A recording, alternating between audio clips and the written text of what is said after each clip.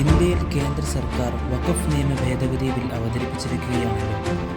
ഏറെ വിവാദങ്ങൾ ഇതുമായി ബന്ധപ്പെട്ട് നടന്നുകൊണ്ടിരിക്കെ തന്നെ ഇന്ത്യ ഗവൺമെൻറ്റിൻ്റെ നോഡൽ ഏജൻസിയായ പ്രസ് ഇൻഫർമേഷൻ ബ്യൂറോ വഖഫ് ഭേദഗതി ബില്ലുമായി എക്സ്പ്ലെയിനർ പുറത്തിറക്കുകയുണ്ടായി. വഖഫ് എന്ന വാക്കിൻ്റെ അർത്ഥം എന്താണ്, അതിൻ്റെ തുടക്കം എങ്ങനെയായിരുന്നു തുടങ്ങി വഖഫുമായി ബന്ധപ്പെട്ട് ഒരുപാട് FAQകൾ തയ്യാറാക്കി വിശദീകരിക്കുന്നതിനിടയിൽ ഒരു ചോദ്യമുണ്ട്. എല്ലാ ഇസ്ലാമിക രാജ്യങ്ങളിലും വഖഫ് സ്വത്തുക്കൾ ഉണ്ടോ എന്നാണ് ആ ചോദ്യം. അതിന് താഴെയായി ഉത്തരം നൽകിയിരിക്കുന്നത് ഇങ്ങനെയാണ്: ഇല്ല, എല്ലാ ഇസ്ലാമിക രാജ്യങ്ങൾക്കും വഖഫ് സ്വത്തുക്കൾ ഇല്ല. Turkey, Libya, Egypt, Sudan, Lebanon, Syria, Jordan, Tunisia, Iraq തുടങ്ങിയ ഇസ്ലാമിക രാജ്യങ്ങളിൽ വഖഫ് ഇല്ല. എന്നാൽ ഇന്ത്യയിൽ വഖഫ് ബോർഡുകൾ ഏറ്റവും വലിയ നഗര ഭൂവുടമകളാണെന്ന് മാത്രമല്ല, അവരെ നിയമപരമായി സംരക്ഷിക്കുന്ന ഒരു നിയമവുമുണ്ട്.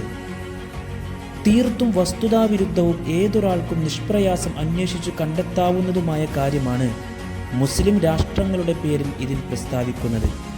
വഖഫ് മുസ്ലിം രാജ്യങ്ങളിൽ പോലും സജീവമല്ലാത്ത സമ്പ്രദായമാണെന്നും ഇന്ത്യയിൽ അത് അനർഹവും അന്യായവുമായാണ് നിലനിൽക്കുന്നത് എന്നും തെറ്റിദ്ധരിപ്പിക്കാനാണ് ഇത്തരം പ്രസ്താവനയെന്ന് വ്യക്തമാണ്.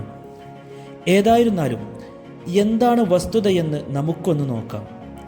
തുർക്കി, Libya, Egypt, Sudan, Lebanon, Syria, Jordan, Tunisia, Iraq എന്നീ രാജ്യങ്ങളാണ് വഖഫ് ഇല്ലാത്ത ഇസ്ലാമിക രാജ്യങ്ങൾക്ക് ഉദാഹരണമായി ഇവിടെ എണ്ണിയത്. എന്നാൽ ആദ്യമായി തുർക്കി പരിശോധിക്കുമ്പോൾ തുർക്കി ഗവൺമെൻറ്റിന് കീഴിലെ ministry of culture and tourism മന്ത്രാലയത്തിന് കീഴിലുള്ള ഡയറക്ടറേറ്റ് ജനറൽ ഓഫ് ഫൗണ്ടേഷനാണ് വഖഫ് കൈകാര്യം ചെയ്യുന്നത്. ഇൻ്റർനെറ്റിൽ പ്രാഥമിക തിരച്ചിൽ നടത്തിയാൽ തന്നെ ഇത് ബോധ്യപ്പെടും. തുർക്കിയിൽ വഖഫ് സ്വത്തുക്കൾ ഇല്ല എന്ന PIBയുടെ പ്രസ്താവന നുണയാണെന്ന് വ്യക്തമാണല്ലോ. അടുത്തതായി Libya. The general authority of endowments and Islamic affairs, state of Libya എന്ന പേരിലുള്ള ഫേസ്ബുക്ക് പേജും X അക്കൗണ്ടും ലഭ്യമാണ്. www.awqaf.gov.ly എന്ന വിലാസത്തിൽ വെബ്സൈറ്റും ലിബിയ ഗവൺമെൻറ്റിനു കീഴിലെ ഔക്കാഫിൻ്റെതായി കാണാം. വഖഫ് സ്വത്തുക്കൾ തീരെ ഇല്ലെന്ന് PIB കളവ് പറഞ്ഞ അടുത്ത ഇസ്ലാമിക രാജ്യമാണ് ഈജിപ്ത്. മിനിസ്ട്രി ഓഫ് എൻഡോവ്മെൻറ്റ്സ് എന്ന പേരിൽ ഈജിപ്ഷ്യൻ ഗവൺമെൻറ്റിൻ്റെ ഔദ്യോഗിക വെബ്സൈറ്റിൽ വഖഫ് കൈകാര്യം ചെയ്യുന്ന മന്ത്രാലയം സംബന്ധിച്ച വിവരങ്ങൾ കാണാം. ഈജിപ്തിലും വഖഫ് സ്വത്തുക്കൾ ഉണ്ട് എന്ന് ഇതിൽ നിന്നെല്ലാം വ്യക്തം. വഖഫ് സ്വത്തുക്കൾ തീരെയില്ലെന്ന് PIB അടുത്തതായി നുണ പറഞ്ഞത് സുഡാനെ സംബന്ധിച്ചാണ്. എന്നാൽ ministry of endowments and religious affairs എന്ന മന്ത്രാലയത്തിന് കീഴിലാണ് സുഡാനിൽ വഖഫ് കൈകാര്യം ചെയ്യുന്നത്. ഇതു സംബന്ധമായ വിവരങ്ങൾ ഇൻ്റർനെറ്റിൽ ലഭ്യമാണ്. PIBയുടെ നുണപ്പട്ടികയിൽ അടുത്തതായി ഇടം പിടിച്ചത് സിറിയയായിരുന്നു. എന്നാൽ മിനിസ്ട്രി ഓഫ് എൻഡോവ്മെൻറ്റ്സ് ഓഫ് സിറിയ എന്ന ഔദ്യോഗികമായ വെബ്സൈറ്റ് തന്നെ ലഭ്യമാണ്.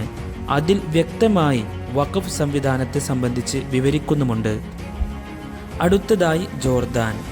ജോർദാൻ ഗവൺമെൻറ്റിന് കീഴിൽ മിനിസ്ട്രി ഓഫ് ഔക്കാഫ് and Islamic affairs and holy places എന്ന മന്ത്രാലയത്തിന് കീഴിലാണ് വഖഫ് നിയന്ത്രിക്കുന്നത്. PIB കളവ് പറഞ്ഞ മറ്റൊരു രാജ്യമാണ് ലെബനാൻ.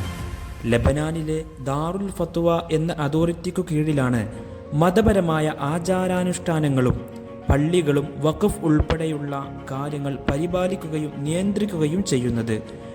അതിൻ്റെ ഔദ്യോഗിക വെബ്സൈറ്റിൽ വ്യക്തമായി കാണാവുന്നതാണ്. ഷിഈ ആശയക്കാർക്ക് അവരുടെ ആദർശമനുസരിച്ച് പ്രവർത്തിക്കുന്ന മറ്റൊരു വഖഫ് ബോഡി കൂടി ലെബനാനിൽ ഉള്ളതായി സോഷ്യൽ മീഡിയയിൽ കാണുന്നു. വഖഫ് സ്വത്തുക്കൾ തീരെയില്ലെന്ന് PIB തള്ളിവിട്ട അടുത്ത രാജ്യം ഇറാഖാണ്. 2003 endowment and religious affairs MERA മന്ത്രാലയം പിരിച്ചുവിട്ടതിനെ തുടർന്ന് സുന്നി എൻഡോവ്മെൻറ്റ്സ് ഓഫീസും OSE ഷീഈ എൻഡോവ്മെൻറ്റ്സ് ഓഫീസും ഉൾപ്പെടെ നിരവധി മതസ്ഥാപനങ്ങൾ സ്ഥാപിക്കപ്പെട്ടിരുന്നു. സദ്ദാം ഹുസൈൻ പിടിയിലായതിനു ശേഷമുണ്ടായ അരക്ഷിതാവസ്ഥയെ തുടർന്നായിരുന്നു ഇതെല്ലാം സംഭവിച്ചത്. മുൻകാലങ്ങളിലും ഇപ്പോഴും വഖഫ് സംബന്ധമായ കാര്യങ്ങൾ ഭരണകൂടത്തിൻ്റെ നേതൃത്വത്തിൽ തന്നെ നിർവഹിക്കപ്പെടുന്നു എന്നതിന് ഇതെല്ലാം തെളിവ് തന്നെയാണ്. സുന്നി എൻഡോവ്മെൻറ്റ്സ് ഓഫീസ് അല്ലെങ്കിൽ സുന്നി എൻഡോവ്മെൻറ്റ്സ് ദീവാൻ എന്ന പേരിൽ ഔദ്യോഗിക വെബ്സൈറ്റ് തന്നെ ലഭ്യമാണ്. വഖഫ് സ്വത്തുക്കൾ തീരെയില്ലെന്ന് PIB പറഞ്ഞ മറ്റൊരു രാജ്യം ടുണീഷ്യയാണ്. ടുണീഷ്യയിലെ മതകാര്യ മന്ത്രാലയത്തിൻ്റെ ഒരു വെബ്സൈറ്റ് വിക്കിപീഡിയയിൽ ഉണ്ടെങ്കിലും ഓപ്പൺ ആയിരുന്നില്ല. പക്ഷേ ടുണീഷ്യയിലുണ്ടായിരുന്ന വഖഫ് സ്വത്തുക്കളുടെ ചരിത്രം പല പഠനങ്ങളിൽ നിന്നും മനസ്സിലാക്കാം. 1956 മെയ് 31 മുൻ പ്രസിഡന്റ് ഹബീബ് ബുർഗുയിബ ഔക്കാഫ് റദ്ദാക്കുകയായിരുന്നു. അത് സംബന്ധമായ അൽ ജസീറയുടെ ഡോക്യുമെൻ്ററി ഗിവിംഗ് ഫോർ എറ്റേണിറ്റി എന്ന പേരിൽ കാണാൻ സാധിക്കും. നഷ്ടപ്പെട്ട വഖഫ് തിരികെ കൊണ്ടുവരുന്നത് സംബന്ധിച്ച ആലോചനകളാണ് ഇന്ന് ടുണീഷ്യയിൽ നടക്കുന്നത്. ചുരുക്കത്തിൽ PIBയുടെ ആരോപണങ്ങളെല്ലാം തീർത്തും വസ്തുതാ വിരുദ്ധവും ഇന്ത്യയിൽ വർഗീയമായിട്ടുള്ള ചേരിതിരിവിന് കാരണമാക്കുന്നതുമാണ്.